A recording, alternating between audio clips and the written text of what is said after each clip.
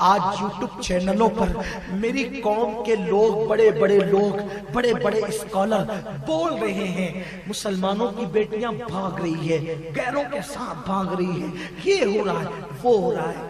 میں کہتا ہوں اس کا ذمہ دار کون ہے؟ اگر مسلم بیٹیاں غیروں کے ساتھ بھاگ رہی ہے، اتنا درد ہے تمہیں، کون ہے اس کا ذمہ دار؟ تم ہو اس کے ذمہ دار، ہم سب اس کے ذمہ دار۔ کیوں؟ ہم نے ظالم معاشرہ ترتیب دیا۔ بیٹیاں کیوں بھاگتی ہیں؟ انہیں شوق لگا ہے۔ 99% بچیاں مجبوری میں یہ فیصلہ کرتی ہیں، جب وہ دیکھتی ہے نا کہ ظالم معاشرے میں دامادوں کو خریدا جاتا ہے۔ بہت بڑے حاجی صاحب ہیں، زبان سے نہیں کہہ رہے، لیکن رشتہ وہاں ڈھونڈ رہے ہیں جہاں کار مل سکے، جہاں بائک مل سکے۔ تم اپنے دل کے خیالات سب سے چھپا سکتے ہو، رب سے بھی چھپا لو گے؟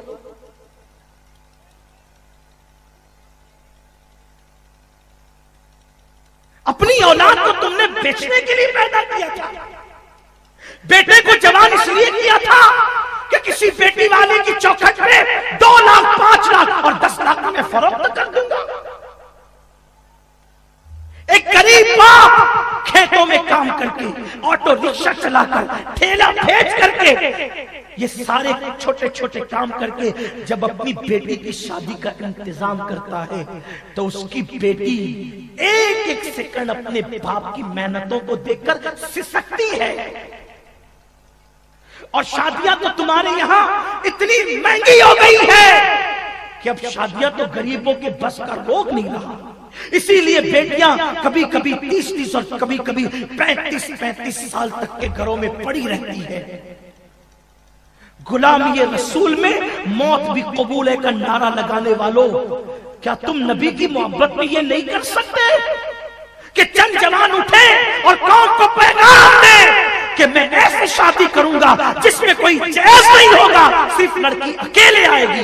یاد رکھنا، بھیک پہ اگر 5 لاکھ مانگ لوگے کب تک استعمال کرو گے؟ اگر کسی غریب کو آپ نے بغیر جہیز کے اپنے گھر میں بیاہ کر کے لایا، اس غریب کے دل سے جو دعا نکلے گی اللہ اتنا نوازے گا کہ دینے والے بن جاؤ گے۔ بندہ دیتا ہے ختم ہو جاتا ہے، اللہ اس شان سے دیتے ہیں کہ کبھی ختم نہیں ہوتا۔ یہ ظالم معاشرہ کتنی بیٹیوں کی جان لے گا، یہ ظالم معاشرہ کتنی بیٹیوں کی آبرو لے گا، یہ ظالم معاشرہ کتنی بیٹیوں کی عزت لے گا۔ ہاں ہاں، مجھے عادت ہے کچھ کڑوی کہنے کی، کیونکہ تقریر میرا پیشہ نہیں ہے۔ تقریر کا نذرانہ طے کرنے کو میں حرام سمجھتا ہوں، اس لیے کہ راتیں نچنیوں کی طے ہوتی ہے، خطبہ اور مصلحین کی طے نہیں ہوتی۔ بکے ہوئے جملے کبھی سماج میں انقلاب پیدا نہیں کرتے، اس لیے دل کا درد کہنے لگا ہوں، کچھ نہیں اور کہنا چاہتا ہوں۔ ایک بات آپ سے کہتا ہوں، میں تو جلسوں میں ایک ایک خطیب کو 10 ہار ڈالنے کا بھی مخالف ہوں۔ کیوں؟ اس لیے کہ جس قوم کی بیٹیاں سگنلوں پر بھیک مانگ رہی ہو کافروں سے، اس قوم کے خطیب کو یہ کیا زیبا دیتا ہے کہ وہ آدھے سیکنڈ کے لیے 10 ہار پہنے 500 روپے کا؟ پہنانے والا بھی اللہ کو کیا جواب دے گا اور پہننے والا بھی اللہ کو کیا جواب دے گا؟ ہم نے تو اصل دین کو بلا دیا۔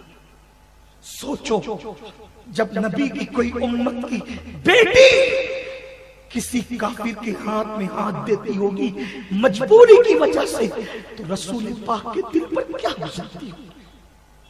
جب کوئی مسلمان بیٹی سگنل پر برقع پہن کے بھیک مانگتی ہوگی تو اللہ کے رسول کے دل پہ کیا گزرتی ہوگی؟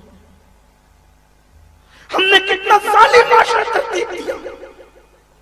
ہم صرف اوپر کے دیندار بنے، اندر کیا ہے؟ کیا ہے اندر؟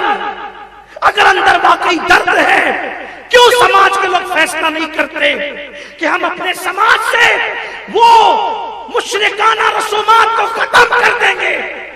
کہ بیٹی کے باپ سے ہم کبھی مطالبہ نہیں کریں گے. کوئی جا کر خود سے کہے گا سمدی صاحب کچھ مت دینا, اپنی بیٹی دے دیا, بہت بڑا احسان ہے.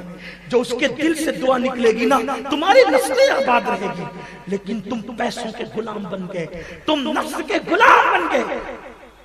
زبان کا قوم سے درد کا اظہار کرتے ہو, دل خالی ہے درد سے. کیا یہ منافقت ہے کہ زبان کچھ کہے دل میں کچھ ہو, اسی کو تو منافقت کہتے ہیں. کیوں نہیں اٹھتے, کیوں نہیں کھڑے ہوتے ظالم معاشرے کے خلاف؟ کیوں یہ احتجاج نہیں کرتے کہ جس شادی کے اندر جائز مانگا گیا ہو ہم سب بائیکاٹ کریں گے اور اس شادی میں شرکت نہیں کریں گے؟ کون مانگے گا؟ آپ کو نہیں پتا ہے, دنیا کا سروے کر لو, پوری دنیا میں سب سے زیادہ لوجوں میں اگر کسی کی بیٹیاں بک رہی ہے تو مسلمانوں کی بیٹیاں بک رہی ہیں. ہندوستان مسلمان کیوں آیا تھا؟ اٹھاؤ اپنی تاریخ پڑھو, پہلی بار مسلمان ہندوستان کیوں آیا تھا؟ مسجد بنانے نہیں آیا تھا, مدرسے بنانے نہیں آیا تھا. مسلمانوں کو پتا چلا تھا کہ ایک کافر راجہ کے نکاح میں اس کی سگی بہن اس نے لے رکھی ہے, تو اس بیٹی کی عزت کی حفاظت کے لیے مسلمان آئے تھے, یہ کہتے ہوئے بیٹی کسی کی بھی ہو بیٹی بیٹی ہوتی ہے. مسلمان ایک بیٹی کی آبرو بچانے آئے تھے. پھر یہ اور بات ہے ان کے کردار کو دیکھ کر لوگ مسلمان ہوتے گئے, مسجدیں بنتی گئی, مدرسے بنتے گئے. ہم تو بیٹی بچانے کے لیے آئے تھے اور آج اپنی بیٹیاں بھاگ رہی. ذمہ دار ہم ہیں. کیوں؟ ایک طرف تو وہ مانگا جا رہا ہے بیٹیوں کے بدلے میں پیسے, اور دوسری طرف جو مالدار ہے وہ اپنی بیٹی کی منگنی پہ لاکھوں روپے خرچ کرتا ہے.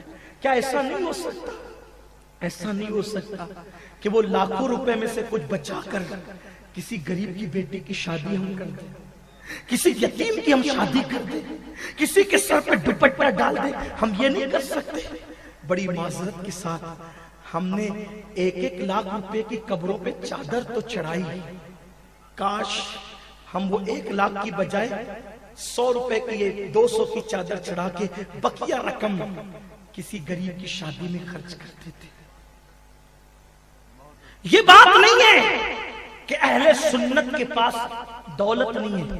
سنیوں میں جتنی دولت ہے اور سنی جتنا خرچ کرنا جانتا ہے دین کے نام پہ, کسی میں اتنا جذبہ نہیں ہے.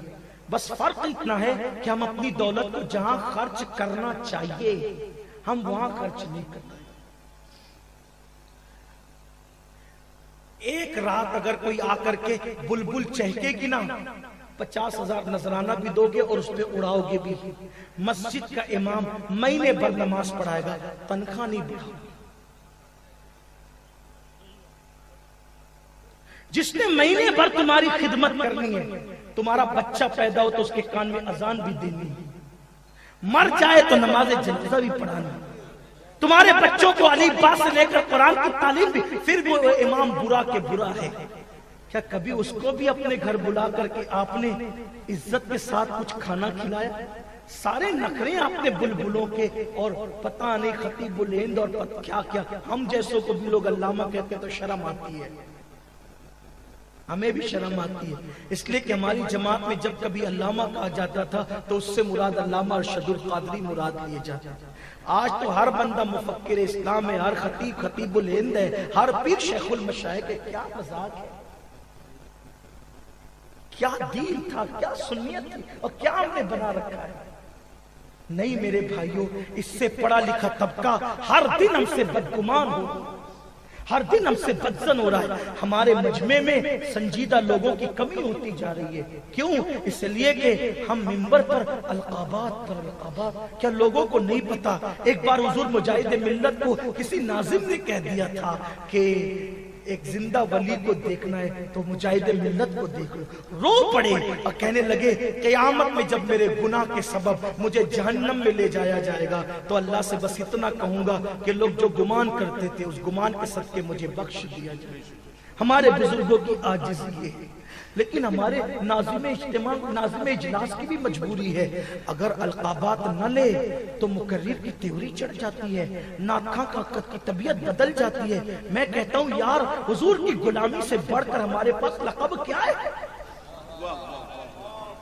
اس سے بڑا بھی کوئی مرتبہ ہو تو بتاؤ، حضور کی غلامی کی نسبت سے بڑا مرتبہ بھی ہو تو کوئی بتاؤ۔ اللہ اکبر، میرے امام نے تو کہا ہے تجھ سے در سے سد اور سد سے ہے مجھ کو نسبت، میری گردن میں بھی ہے دور کا ڈورا۔ نہیں، ہمیں بہت ضرورت ہے ہماری اصلاح کی، ہمیں اپنے آپ کو بدلنا ہوگا۔ اور ایک بات یہ بھی کہنا چاہتا ہوں کہ شادیاں سستی کرو، لیکن اس سے پہلے جلسے بھی سستے کرو۔ شادیوں کی فضول خرچیوں میں ہم نے بہت تقریریں کی، شادیوں پہ فضول خرچی پہ پابندی لگا، ذرا جلسوں کی بھی فضول خرچی پہ پابندی لگا، جلسوں میں بھی ذرا پیسے کنٹرول میں خرچ کرو۔ کیوں نہیں کرتے؟ 1 روپیہ لگتا ہے تو 5 کیوں خرچ کرتے ہو؟ جلسے والوں تم سے بھی پوچھا جائے گا، تم سب سے پوچھا۔ فَمَنْ يَعْمَلْ مِثْقَالَ ذَرَّةٍ خَيْرًا يَرَهُ، ایک ذرے برابر نیکی کی اللہ دکھا دے گا۔ بات دور نکل گئی، آئیے اپنے عنوان کی طرف چلتے ہیں، بات ختم کرتے ہیں۔ بیٹیاں نہ بھاگتی اگر ہم اپنی قوم کی بیٹیوں کو چھوٹی عمر میں رشتے دیتے۔ سب مالدار مت ڈھونڈو، کوئی غریب بھی تو لاؤ، کوئی غریب بھی لاؤ۔ اور یاد رکھنا، اگر غریب لاؤ گے نا حضور کی خوشی کے لیے، اس غریب کی دعاؤں سے تمہارے کاروبار میں اتنی ترقی ہوگی۔ دینے والے دل کی دعا نا، دل کی دعا بہت قیمتی ہوتی ہے۔ ایک ہے دعا کروانا اور ایک ہے دعا لینا۔ دعا کروانا، دعا کر دو، دعا یہ بھی قبول ہوتی ہے، لیکن ایسا کام کرو کہ دل سے نکلے، دل سے نکلے، یہ دعا لینا ہے۔ اور یاد رکھنا، بیوی غریب جب اپنے شوہر کے لیے دعا کرے گی، اس کے احسان تلے دب کر، اس کا انداز ہی کچھ اور، اس کا انداز